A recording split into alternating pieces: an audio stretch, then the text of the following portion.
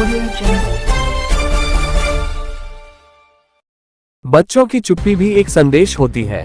जब बच्चा आंख मिलाने से कतराता है, जब वो बार बार वही गलती दोहराता है, जब वो अचानक अत्यधिक शांत या अत्यधिक आक्रामक हो जाता है, तो ये केवल अनुशासन की कमी नहीं, बल्कि एक आंतरिक संघर्ष का संकेत होता है।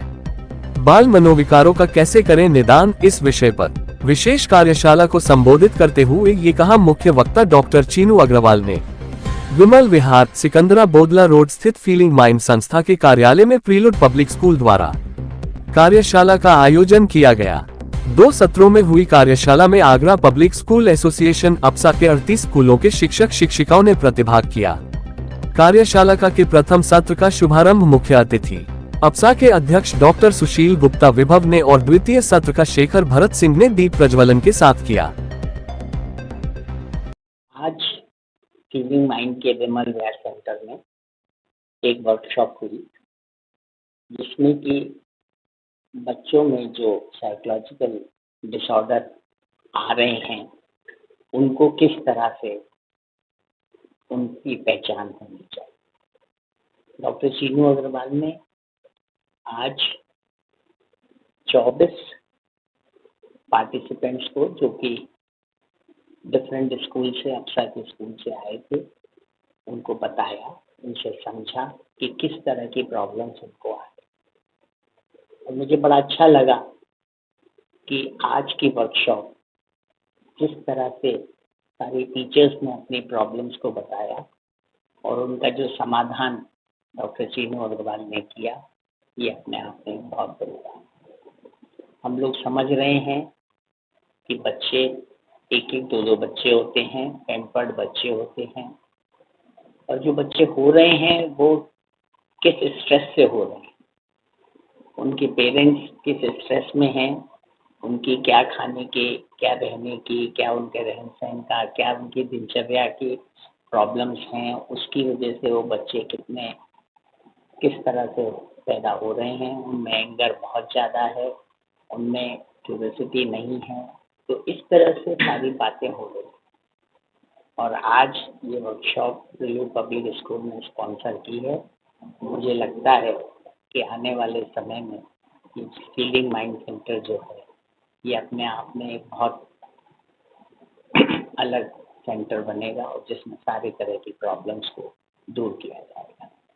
बहुत बहुत शुभकामनाएं, और जो पार्टिसिपेंट्स हैं उनको बहुत बहुत शुभकामनाएं। आज का जो वर्कशॉप है उसका टाइटल है early detection of psychological disorders in children. हम लोग देख रहे हैं, खासकर कोविड के बाद स्कूली बच्चों में कई तरह के मानसिक और मनोवैज्ञानिक विकार सामने दिखाई दे रहे हैं, जैसे कि बच्चों का ध्यान नहीं दे पाना, डिस्ट्रैक्टेड रहना, बच्चों का बहुत सारे कंडक्ट डिसऑर्डर्स, बिहेवियर, गुस्सा करना, सोशल मीडिया से एडिक्टेड हो जाना, गैजेट से एडिक्टेड हो जाना, पेरेंट्स के साथ उनकी नहीं बन पाना, उनको कोई भी फिजिकल एक्टिविटी में इंटरेस्ट नहीं होना।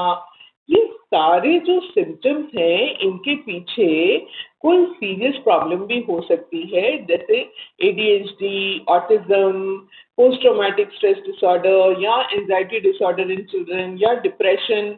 और एक जो समस्या है उसको हम कहते हैं लर्निंग डिसेबिलिटी, जिसमें बच्चा इंटेलिजेंट होता है पर वो बहुत सारी चीजें समझ नहीं पाता, कर नहीं पाता, जैसे रीड नहीं कर पाता या लिख नहीं पाता या मैथमेटिक्स के प्रॉब्लम सॉल्व नहीं कर पाता। अब ये जो जितनी भी प्रॉब्लम्स हैं, इनको जो स्कूल के टीचर्स हैं वो फेस तो करते हैं, पर उन्हें ये समझ नहीं आता कि इस प्रॉब्लम को कैसे समझें,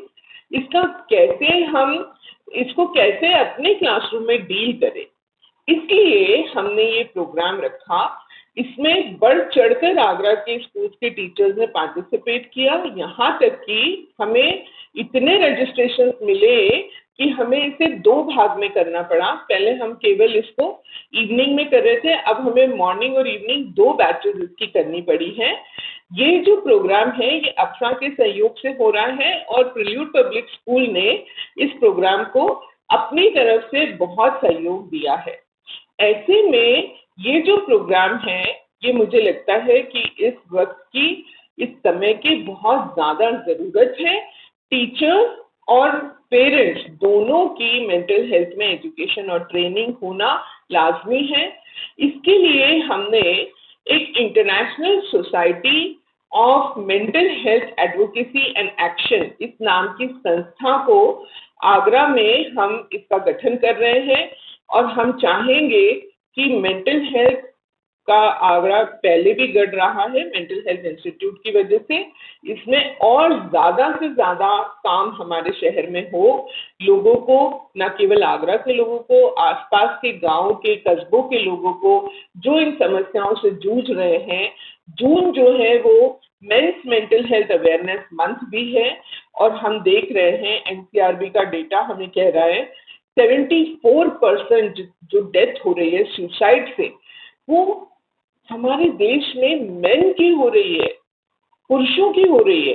इसकी कैसे रोकथाम करें, क्या करें, इसके लिए मेंटल हेल्थ पर संवाद होना बहुत ज्यादा जरूरी है, जो हमने फीलिंग माइंड्स के थ्रू अपने सेंटर पर शुरू किया है और इस तरह की कार्यशालाएं हम बहुत रेगुलरली यहाँ पर आयोजित करते रहें।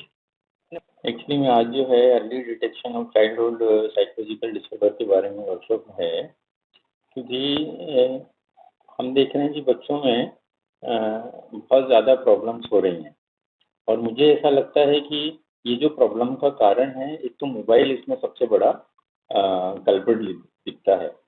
कि मैं देखता हूँ कि छोटे छोटे बच्चों को पेरेंट्स मोबाइल दे देते हैं। अब वो मोबाइल पे क्या देख रहे हैं, क्या कंटेंट देख रहे हैं, ये ना तो बच्चों को मालूम और ना पेरेंट्स को मालूम। तो वहाँ से क्या कहते हैं, उनको साइकोलॉजिकल डिसऑर्डर जो है वो निकल कर आ रहा है।